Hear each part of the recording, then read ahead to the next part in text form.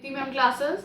आज हम class 10th का ज्योग्राफी का chapter 1 resources and development explain कर रहे हैं। बुक लेकर बैठिएगा। देखिए जो आपका पेज 1 है, इस चैप्टर का जो आपका रिसोर्सेज एंड डेवलपमेंट स्टार्ट हो रहा है, इसके अंदर आपका क्लासिफिकेशन दिया गया है।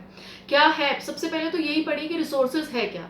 रिसोर्सेज क्या है? Everything available in the environment, वो सभी चीजें जो एनवायरनमेंट में अवेलेबल है, विच इज टेक्नोलॉजिकली एसेसिबल, और टेक्निक के थ्रू हम उस तक पहुंच सकते हैं, हम उसको अपने पास ला सकते हैं। इकोनॉमिकली फिजिबल, फिजिबल असलियत में हमें मिल सकती है, वो इकोनॉमिक है ना। और एंड कल्चरली एक्सेप्टेबल, और हमारी सोसाइटी के द्वारा एक्सेप्टेबल है उसको यूज करना, वो सभी, और जो हमारी नीड्स को सेटिस्फाई करने के लिए अवेलेबल है, वो सभी रिसोर्सेज कहलाती हैं। अब देखिए यहाँ पर रिसोर्सेज को क्या किया गया, क्लासिफाई कर दिया गया है। किस चीज के बेस पर? रिसोर्सेज को कैसे क्लासिफिकेशन किया गया? On the basis of origin, origin वो कैसे जन्म लेती है, कैसे उत्पत्ति होती है उनकी। दूसरा एग्जॉस्टिबिलिटी, एग्जॉस्टिबिलिटी वो कितने लंबे समय तक चलती है, क्या वो दोबारा आ सकती है कि नहीं आ सकती है। नेक्स्ट आता है ऑनरशिप, ऑनरशिप उसको कितने, उसके ऊपर हक किसका है, उसको कितने लोग यूज कर रहे हैं। और एक होता है तुम्हारा स्टेटस ऑफ डेवलपमेंट, कि उसका स्टेटस क्या है डेवलप होने का, कि वो पोटेंशियल है क्या है, ये मैं आपको एक्सप्लेन करूंगी। अब देखिए सबसे पहले हम देखते हैं ओरिजिन के बेस पर। जब हम रिसोर्सेज को क्लासिफाई करते हैं तो ओरिजिन के बेसिस पर दो क्लासिफिकेशन होते हैं, एक होता है बायोटिक और एक होता है अबायोटिक। बायोटिक यानी सभी लिविंग थिंग्स, और अबायोटिक यानी नॉन लिविंग थिंग्स। वो सभी रिसोर्सेज जो लिविंग थिंग्स हैं वो बायोटिक के अंदर आती है, जैसे तुम्हारे प्लांट्स हो गए, और वो सभी रिसोर्सेज जो नॉन लिविंग थिंग है वो तुम्हारी अबायोटिक के अंदर आती है, जैसे हमारे मिनरल्स हो गए तुम्हारे, है ना, वो सभी क्या होती है, अबायोटिक होती है। नेक्स्ट आता है तुम्हारा exhaustibility, exhaustibility renewable and non renewable. ये तुम बहुत पिछले कई सालों से पढ़ते आ रहे हो छोटी क्लासेस में भी, कि रिन्यूएबल कौन सी रिसोर्सेज होती हैं, जो दोबारा से उत्पन्न हो जाएंगी, जो कोई भी फिजिकली केमिकली चेंज होगा और वो दोबारा से हमें मिल जाएगी, जैसे तुम्हारा water, wind, sunlight, renewable resources है। नॉन रिन्यूएबल रिसोर्सेज कौन सी होती है? एक बार हमने यूज किया, कंज्यूम किया और वो खत्म, फिर उसको बनने में हजारों हजारों साल लगते हैं, जैसे पेट्रोल, कोल, मिनरल सभी, आयरन, कॉपर, गोल्ड जो भी है, कोल है, एक लिमिटेड नंबर में है हमारे यहाँ अवेलेबिलिटी, और हमें उसे आगे की जनरेशन के लिए भी करना है, तो हम उसको बहुत ज्यादा यूज नहीं कर सकते। तो ये क्या, नॉन रिन्यूएबल रिसोर्सेज हो गया। नेक्स्ट क्या आता है तुम्हारा ऑनरशिप, ऑनरशिप मालिक कौन है उसका, क्या कोई इंडिविजुअल है, क्या कोई कम्युनिटी है, या नेशनल है या इंटरनेशनल है। अब इंडिविजुअल कैसे, एग्जाम्पल में मान लो किसी का एक हैंडपंप घर के अंदर लगा हुआ है, तो ऑनरशिप किसकी है, उस आदमी की है, उस पानी को कौन यूज कर रहा है, जिसके घर में वो लगा हुआ है, तो वो इंडिविजुअल ऑनरशिप है। अगर एक कम्युनिटी के अंदर है, हैंडपंप घर के बाहर लगा हुआ है, पूरी सोसाइटी के लोग उससे पानी ले रहे हैं, यूज कर रहे हैं, तो वो कम्युनिटी रिसोर्स हो गया। ठीक है, एक पॉन्ड भी हो सकता है कि पूरा गांव उसमें से पानी लेके यूज कर रहा है, तो ये क्या है, कम्युनिटी रिसोर्स हो गया। नेक्स्ट नेशनल, अगर कोई रिवर है नॉर्थ से तुम्हारा साउथ तक जा रही है और सभी लोग उसका पानी को यूज कर रहे हैं, तो ये क्या हो गया, तुम्हारा नेशनल रिसोर्स हो गई, कि तुम्हारे नेशन के अंदर है और पूरे नेशन के लोग उसको यूज कर रहे हैं, तो ये ऑनरशिप किसकी हो गई, उस नेशन की हो गई।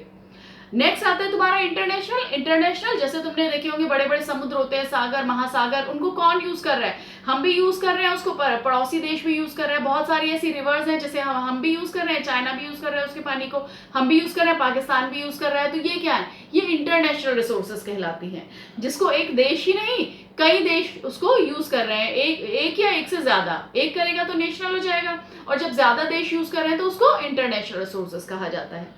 अब आता है तुम्हारा स्टेटस ऑफ डेवलपमेंट, उस किसी रिसोर्सेज को जब हमने यूज किया तो हमने उसको कितना डेवलप करके यूज किया है, जैसे पोटेंशियल, उसके अंदर कितना पोटेंशियल है, कितनी डेवलप्ड है, कि क्या हमने उसको पूरा निकाल लिया वहां से जहां पर रिसोर्स है, या कोई ऐसी भी जगह है जहां से हम ढूंढ ही नहीं पाए, रिसोर्सेज तो बहुत सारी है, तो उसको क्या कह दिया जाता है, स्टॉक, स्टॉक है, पर हम उसको टेक्निक, हमारे पास कोई ऐसी टेक्निक नहीं है कि हम उसको निकाल सके। जैसे ऑक्सीजन तो बहुत है, पानी भरा हुआ है ऑक्सीजन से, पर हमारे पास कोई टेक्निक नहीं है कि हम पानी से ऑक्सीजन को अलग निकाल के उसे यूज कर लें, है ना, तो ये क्या हो जाता है, ये स्टॉक में हो जाती है।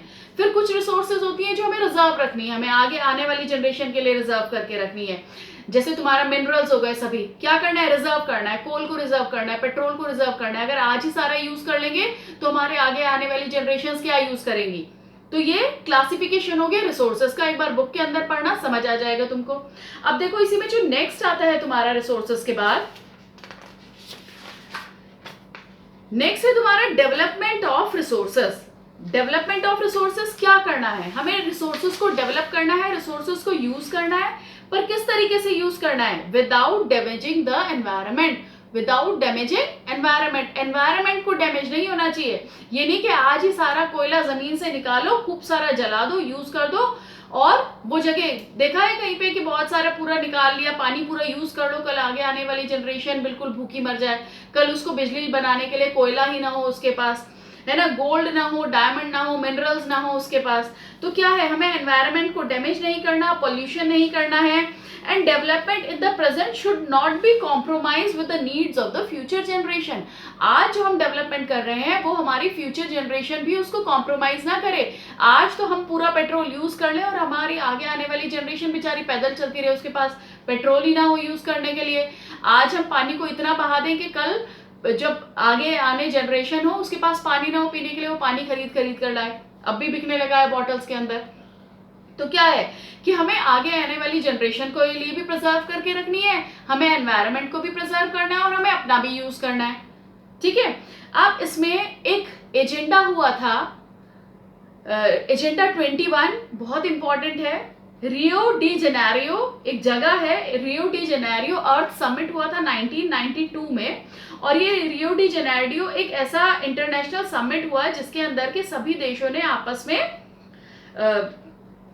में ये तय किया कि हम किसके ऊपर काम करेंगे, कि हम ग्लोबल कोऑपरेशन करके काम करेंगे, आपस में मिलके काम करेंगे कॉमन इंटरेस्ट के लिए। ये नहीं है कि एक देश तो अंधाधुंध पॉल्यूशन करे चले जा रहा है और दूसरा देश बिल्कुल यूज नहीं कर रहा कि वो आगे आने वाली जनरेशन के लिए बचा के रखे। क्यों? क्योंकि एनवायरनमेंट ऐसी चीज है जिसे अगर एक आदमी भी उसको कर रहा है पॉल्यूट, तो वो हार्म तो सभी को करेगा। अगर एक कंट्री पूरी तरह से पॉल्यूशन फैला रही है तो ऐसा हो ही नहीं सकता कि हम कितना भी ग्रीन कर लें और हम उससे बच जाएंगे उसके बाद भी।